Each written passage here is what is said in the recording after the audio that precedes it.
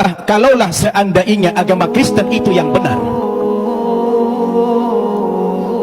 dengan tokohnya adalah Yesus, kemudian umat Kristen masuk ke dalam surga, insya Allah umat Islam juga akan ikut masuk ke dalam surga. Kenapa?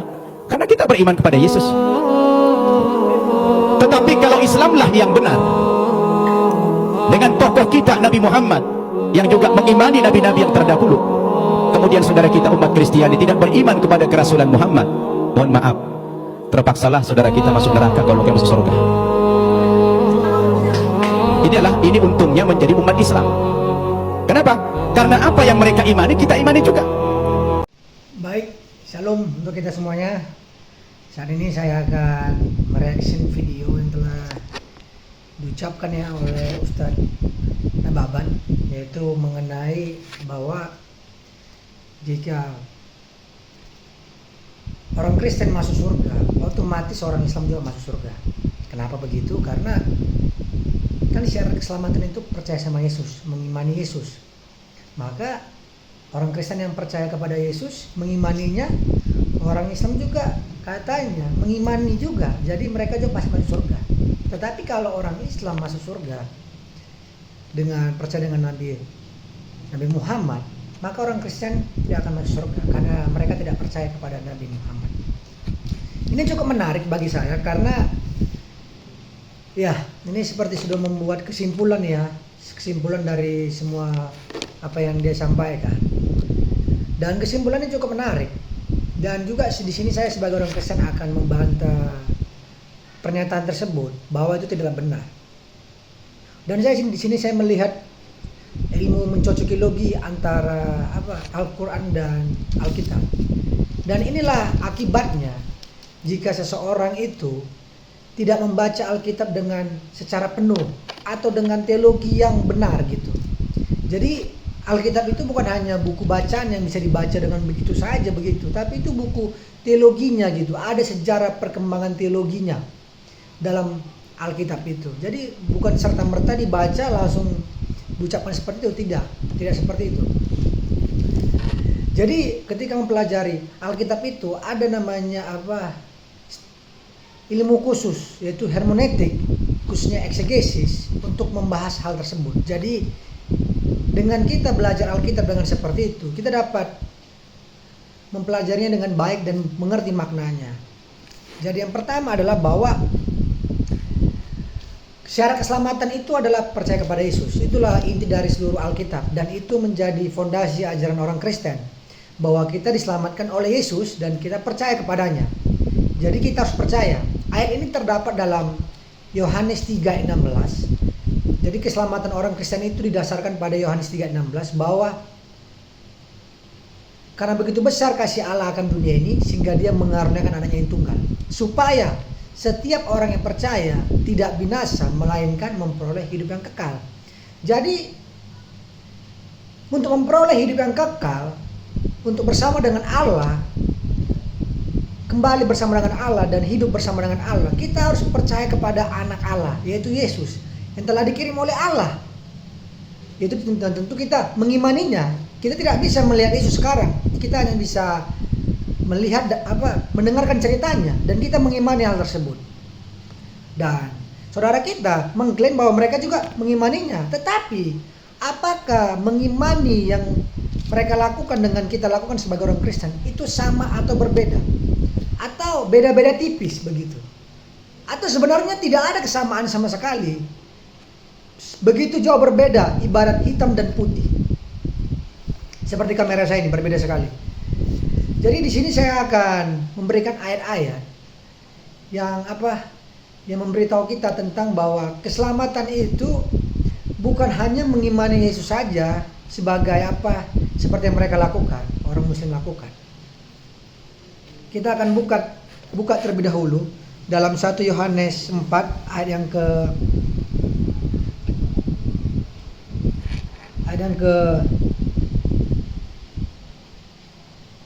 14 ini, Yohanes 4 ayat 14. Ini ditulis oleh Rasul Yohanes kekasih. Surat 1 Yohanes 4 ayat 14 saya bacakan. Dan kami telah melihat, katanya, Jadi dia melihat dengannya. Jadi dia saksi melihat.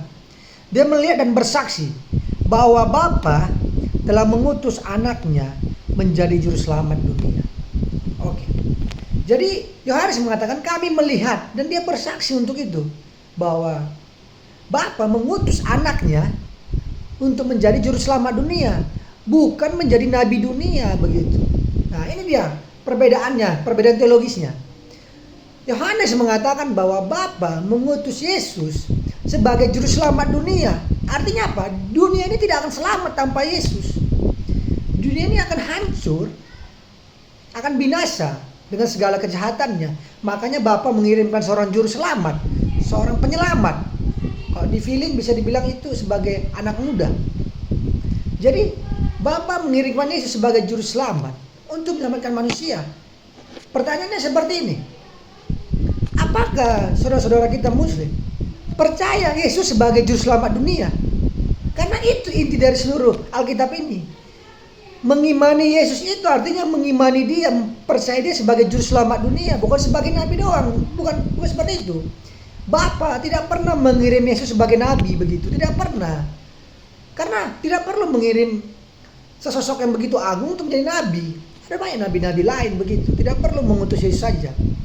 Jadi saudara kita muslim percaya enggak bahwa Yesus diutus menjadi juru selamat dunia? Dan terlebih lagi dia menjadi juru selamat pribadimu. Dia percaya enggak? Dia mengakui itu enggak di dalam mulutnya dan di hatinya?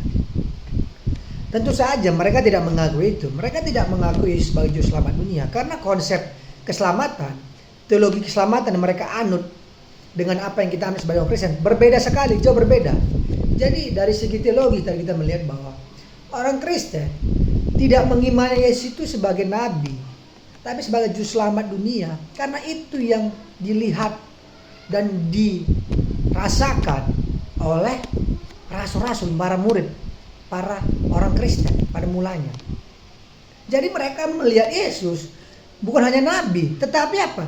Sebagai juru selamat dunia. Jadi Yesus datang ke dunia ini untuk menjadi juru selamat. Sedangkan orang-orang muslim, saudara kita, mereka menganggap Yesus itu hanya nabi, manusia biasa yang datang untuk menunjukkan jalan yang baik gitu. Dan mereka mengimani itu. Dan mereka percaya bahwa Tuhan menyertai Yesus selama dia di bumi ini. Tapi itu bukanlah menjadi teologi utama orang Kristen. Tidak. Bukan karena itu. Bukan karena alasan itulah orang Kristen mempercayai Yesus atau mengimani Yesus.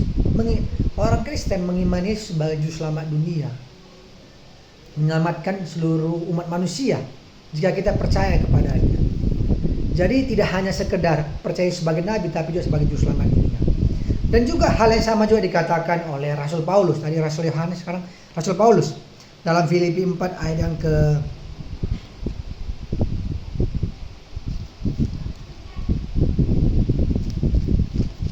Filipi 3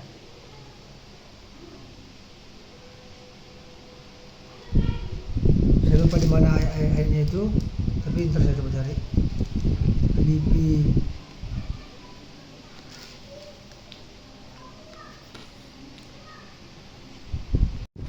Oke, sekarang kita masuk ke Filipi 3:20 dikatakan. Di sini Rasul Paulus mengatakan, karena kewargaan kita adalah di dalam surga, dan dari situ juga kita menantikan Tuhan Yesus Kristus sebagai juru selamat. Jadi dari segi Alkitab teksnya, dari sejak mulanya orang Kristen, bahkan rasul-rasul itu mempercayai sebagai juru selamat. Jadi tidak usahlah mencocokilogi atau menghubungkan Alkitab dengan teologika kalian begitu. Karena itu suatu pelanggaran dalam membaca Alkitab. Tidak pernah rasul-rasul dalam Alkitab ini mempercayai apa yang kalian percaya begitu. Tidak mungkin mereka mengimani seperti yang kalian imani. Tidak mungkin kekristenan itu bisa begitu bodohnya atau fondasi tidak kuat.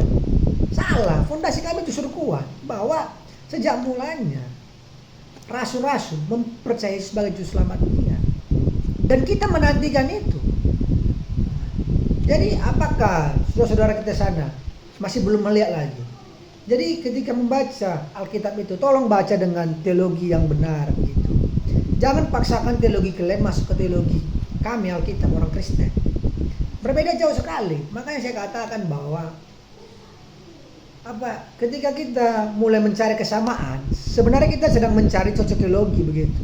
Karena dari segi sejarah, budaya, dari segi penulisan, itu sangat berbeda sekali Alkitab dengan Al-Quran. Jadi saya mau katakan, kalian, saudara muslim, keselamatan menurut Alkitab hanya satu, mempercayai Yesus sebagai juru selamat dunia. Bahwa kita percaya bahwa Yesus telah datang menjadi manusia dan menyelamatkan kita. Tapi kalau kalian tidak percaya ini, maka tidak ada keselamatan bagi kalian. Itu salah satunya.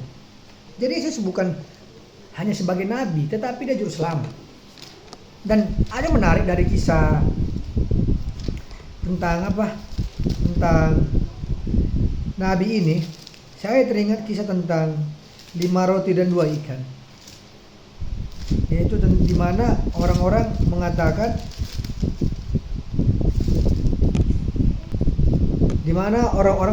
bahwa Yesus itu adalah nabi. Kita buka lagi kitab kita Yohanes pasal yang ke-6. Jadi sini tentang ada banyak orang. Alkitab mengatakan 5.000 itu hanya laki-laki, belum dihitung oleh perempuan dan anak-anak. Jadi kemungkinan bisa lebih dari 5.000 begitu. Dan di sini ketika Yesus melakukan mujizat dengan 5 roti dan 2 ikan, memberi makan orang begitu banyaknya ya. Mereka mengatakan begini, respon mereka. Yohanes 6 ayat 14. Ketika orang-orang itu melihat mujizat yang telah diadakannya, mereka berkata, dia ini adalah benar-benar nabi yang akan datang ke dalam dunia. Nah, jadi mereka melihat Yesus sebagai nabi. Mereka tidak melihat Yesus sebagai juru selamat dunia. Jadi berbeda sekali pandangannya begitu. Jadi jika kita melihat Yesus hanya sebagai nabi, kita sama seperti orang-orang ini. Kita belum kenal dengan Yesus, belum cukup kenal dengan Yesus. Kita yang menilai sebagai nabi, padahal Yesus datang bukan sebagai nabi. Dia datang sebagai juru selamat dunia. Jadi Yesus datang bukan untuk memuaskan rasa lapar di perut kita, bukan hanya itu yang dia puaskan, tetapi dia sedang menyelamatkan jiwa kita. Yesus tidak hanya sedang menuntun ke jalan yang benar, ini perbuatan baik ini ajaran baik harus kamu lakukan. Enggak seperti itu. Dia datang untuk menyelamatkan, karena dia tahu bahwa kita sedang rusak, dihancurkan oleh dosa. Jadi saya harap inilah penjelasan saya atas reaksi terhadap video yang diucapkan oleh Ustaz tersebut, bahwa berbeda sekali ya pandangan teologi Anda dengan teologi yang ada di Alkitab yang dan oleh orang Kristen, bahwa keselamatan itu mengimani Yesus bukan sebagai nabi, tetapi sebagai juru selamat dunia. Dialah Tuhan dan juru selamat yang diutus oleh Bapa.